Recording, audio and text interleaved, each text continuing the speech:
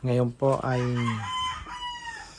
December 24, 2024. Ayan.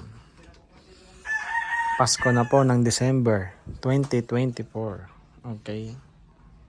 Ayan, ang aking asawa. Naghahanda ng panghanda para ngayong Pasko.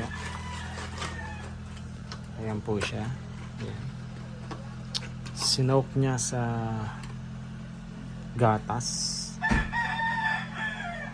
Okay.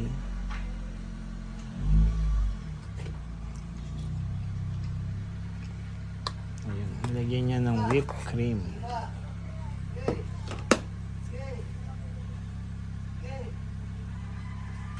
Akala ko walang matamis yung kanila. Isang ano lang.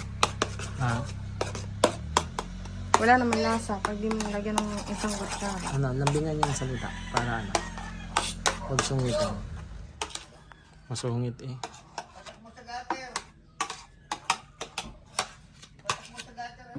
Yan, gagawa din siya ng salad. Okay. Ayan. Tapos nalagay na yung... Gusto mo na dun sa atin. Ilalahat na yan? Oo. Sobrang tamis niyan. Shahap lang. Tikman na lang yun. Yung nakaraan niya, isang buong ganyan, ayaw mo eh. Sabi mo, sobrang tamis. Hindi mo na lahat yung data. Hmm. Yung sumunod. Yung sumunod, hindi na